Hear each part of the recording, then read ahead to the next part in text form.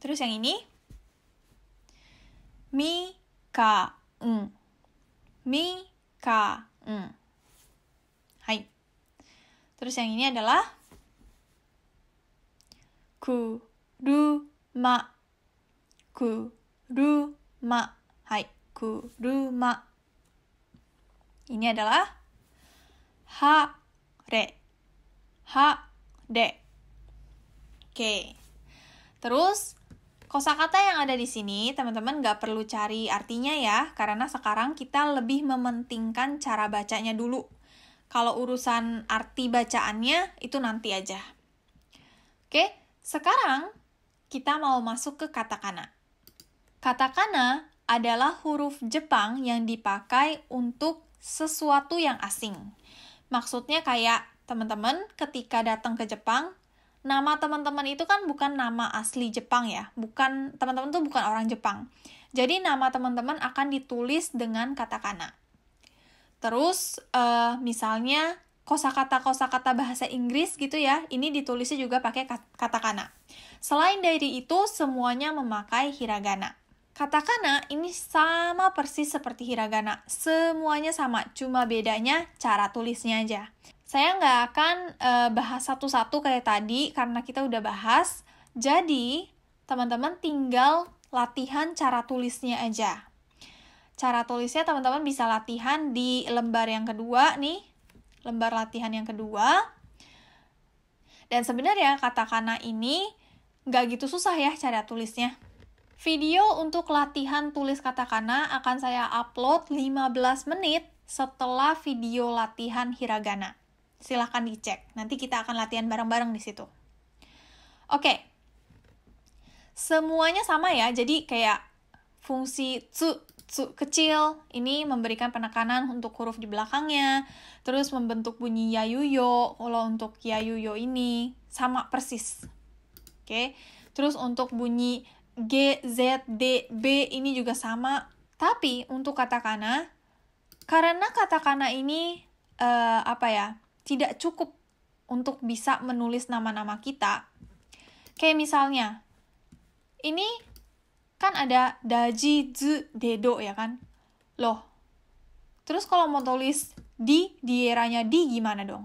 Terus kalau misalnya mau tulis Vania gitu misalnya, V ada di mana? Kan nggak ada V, ya kan? Nah, jadi sebenarnya katakana ini dimodifikasi sama orang Jepang supaya bisa membentuk nama-nama kita. Jadi untuk baris fa, fi, fu, fe, fo, ini memakai huruf U yang dikasih tenten. Oke? Huruf U yang dikasih tenten. Terus untuk bunyi fa, a, ini dikasih a kecil di sininya.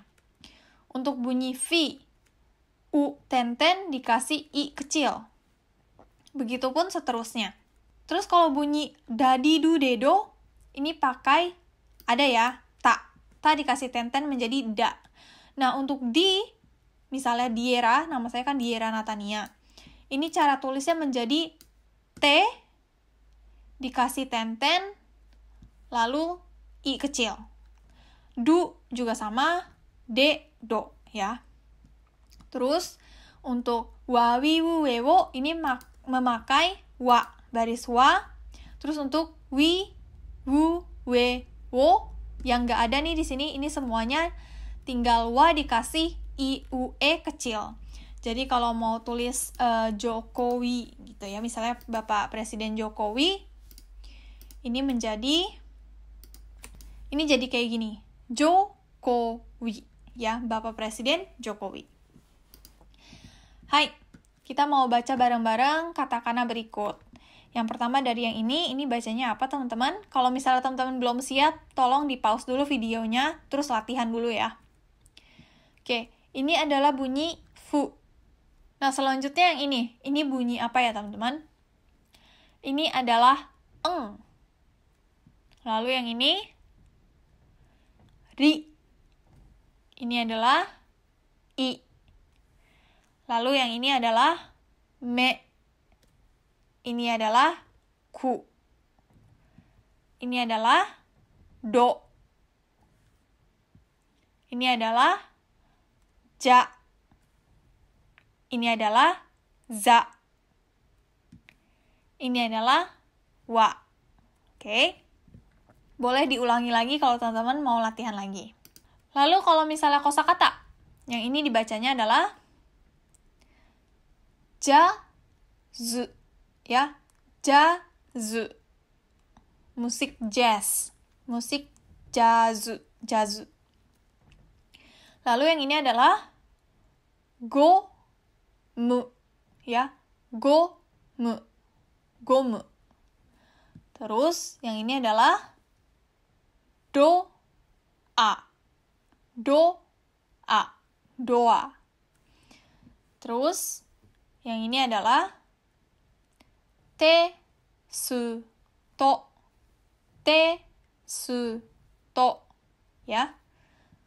Terus yang ini adalah, nih udah ada hin. Ma, ku, do, na, du, do. Ya, maku do naru do. Terus yang terakhir adalah de, de,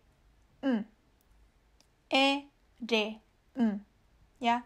Ini dari anime Attack on Titan, Eren, ya, Eren. Nah, itu adalah untuk hiragana dan katakana. Video untuk latihan hiragana dan katakana nanti akan diupload hari besok dan lusa. Ya, jadi silakan diaktifkan notification bell-nya. Sekarang kita mau masuk ke tema berikutnya, yaitu kanji. Nah, kanji ini kita nggak akan bahas satu-satu, karena kanji itu ada banyak banget di Jepang. Nah, tapi saya mau kasih tahu aja asal mula kanji. Jadi kanji itu seperti gambar sebenarnya. Pada mulanya, misalnya nih ya, saya pick up kanji yang ini. Ini dibacanya adalah ikiru. Ya, ikiru artinya adalah hidup. Nah, di Jepang ada dua jenis cara baca kanji, yaitu kunyomi atau bacaan Jepang, yang tadi saya udah bilang, ikiru. Terus yang selanjutnya adalah bacaan onyomi atau bacaan Cina. Ini dibacanya adalah sei, ya, sei.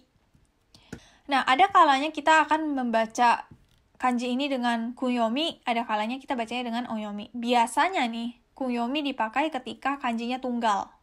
Tapi kalau onyomi itu dipakai ketika kanjinya tuh berderetan dengan kanji-kanji lain. Kayak gitu. Tapi ini nggak usah dihafal dulu. Ini saya cuma pengen kasih tahu aja ke teman-teman asal mula kanji dan cara bacanya. Nah, kanji itu huruf yang tercipta dari visual manusia. Dulu waktu belum ada tulisan, orang zaman dulu tuh ngelihat daun-daun rumput ya, rumput di tanah itu meskipun udah melewati musim salju, melewati musim gugur, itu setiap musim semi, setiap musim panas itu tumbuh lagi. Jadi menurut mereka, rumput ini adalah sebuah simbol kehidupan. Terus, rumput ini digambar oleh seseorang pada zaman dulu, dan bentuknya tuh kayak gini. Seiring berjalannya waktu ya, tulisan ini berubah menjadi seperti ini. Jadi, asal mula kanji adalah dari visual manusia. Udah itu aja. Ya, terus selanjutnya kita mau belajar tentang pelafalan. Jadi di Jepang ada 4 macam pelafalan ya yang saya udah grouping sendiri. Nah, tapi saya minta tolong sama teman-teman, yang 2 atas ini nggak usah terlalu dihafal. Karena seiring berjalannya waktu, kalau teman-teman belajar ya, teman-teman akan tahu sendiri kok yang ini. Jadi nggak perlu dihafal sekarang. Nah, tapi yang penting adalah yang bawah ini. Oke, kita lihat satu-satu dari yang atas. Lebur untuk bunyi eng. Ini katakana, ini hiragana ya, untuk bunyi eng. Jadi, pada saat engnya ini ada di antara 2 huruf, bunyi eng ini bisa berubah menjadi ng, bisa berubah menjadi n aja, atau bisa berubah menjadi m. Contohnya seperti yang ini bacanya adalah ma-eng-ga, ya, mangga. Orang Indonesia sering sebutnya manga ya, komik Jepang disebutnya manga. Itu salah, yang benar adalah ma-eng-ga, mangga, ya, buah mangganya mangga, ya. Tapi artinya adalah komik. Terus yang selanjutnya yang ini dibacanya menjadi densha, ya, menjadi n. Densha. Terus yang terakhir ini dibacanya menjadi lampu, menjadi m. Terus yang selanjutnya adalah bunyi tahan. Kayak tadi, penekanan. kalau ada tsu kecil di antara dua huruf, huruf belakangnya itu lebih dipres gitu, lebih ditekan. Kayak misalnya yang ini, ki dan te menjadi kitte, ki dan pu menjadi kippu, ko dan pu menjadi koppu. Kalau nggak ada tsu kecil, ini bacanya menjadi koppu, ya. Kalau ada tsu kecil menjadi koppu, ya. Yang selanjutnya, ini penting, yaitu perpanjangan bunyi. Untuk hiragana, ini ditandai dengan huruf U dan I, dan untuk katakana, ini ditandai dengan strip. Maksudnya adalah, ketika tulisan hiragana U itu ada di depan bunyi O, ya. Ini oto-sang. Kalau kita tulis dengan romaji menjadi oto-u-sang, ya kan? Oto-sang. Nah, ketika bunyi U-nya ini ada di depan bunyi O, ini bunyinya menjadi panjang, menjadi oto-sang. Oto-sang, seolah-olah double O, ya. Oto-sang. U-nya nggak dibaca. Nah, sama halnya dengan bunyi I setelah huruf E. I, ga, ya. Ini kalau dibaca satu-satu menjadi I, ga. Tapi karena bunyi I-nya setelah huruf E, jadi dibacanya menjadi ga, ya. Ga. E-nya panjang. Terus kalau katakana gampang, dia ditandai dengan strip. Ini dibacanya no dan to, menjadi noto. Ya, kayak gitu. Selanjutnya adalah partikel. Nah, partikel ini memakai hiragana, cuma dia nggak sesuai dengan bacaan aslinya. Jadi ini adalah hiragana H, ya. Tapi kalau kita pakai untuk partikel, dia bacanya menjadi wa. Terus ini adalah hiragana he, tapi kalau kita pakai untuk partikel ini menjadi e. Oke, jadi itu untuk pelafalan. Terus yang selanjutnya ini untuk aksen. Di Jepang ada dua jenis aksen ya pada umumnya, yaitu naik ke atas dan turun ke bawah. Kayak misalnya kosakata watashi, ini dari bawah ke atas bunyinya. Watashi. Atau misalnya gakusei, ya. Nah, tapi karena bunyi i-nya ini setelah bunyi e, bacanya menjadi gakusei, ya. Gakusei, dari bawah ke atas. Gakusei. Nah, untuk bunyi atas ke bawah, ini misalnya ada tenisu, ya. Tenisu. Tenisu. Bacanya bukan tenisu, tapi tenisu. Terus, yang ini, misalnya kaeru, ya kan? Dari atas ke bawah menjadi kaeru. Kaeru. Ini artinya adalah pulang ke rumah. Ya, pulang ke rumah. Kaerimasu. Artinya pulang ke rumah. Kaeru. Nah, tapi kalau dibalik dari bawah ke atas, jadi kaeru. Ini artinya menjadi katak. Ya, jadi beda. Nah, tapi sekali lagi, seiring berjalannya dengan waktu, pasti teman-teman hafal sendiri intonasinya. Terus kalau misalnya kosakatanya panjang, ini biasanya aksennya menjadi melambung. Smartphone, ya, smartphone. Oke. Itu untuk aksen. Yang terakhir kita mau lihat struktur kalimat. Ini nanti akan saya bahas lagi di kelas berikutnya. Hari ini saya cuma pengen kasih tahu aja ke teman-teman kalau struktur kalimat di Jepang terdiri dari pertama meishi atau noun, kata benda. Terus ada ikeyoshi, kata sifat i. Ya, kata sifat di Jepang ada dua, yaitu i dan na. Kata sifat i, kata sifat na. Terus yang selanjutnya adalah doshi atau kata kerja.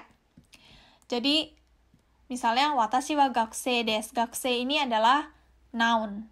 Watashi wa nemui desu. Nemui ini adalah kata sifat. Terus watashi wa genki desu. Ini juga kata sifat. Terus watashi wa hanashimasu. Ini adalah kata kerja. Nah, semua ini bisa digabungkan sebenarnya. Misalnya kayak watashi wa gakusei de nemui ga genki ni hanashimasu. Nah, ini ada caranya, nanti kita akan belajar di kelas N5. Jadi itu adalah kelas introduksi hari ini. Mungkin kelas ini agak panjang ya durasinya, karena ini kelas paling pertama. Tapi untuk kelas-kelas berikutnya, nggak akan sepanjang ini sih harusnya. Oke, jadi selamat belajar dan sampai jumpa di materi berikutnya. Mata ne!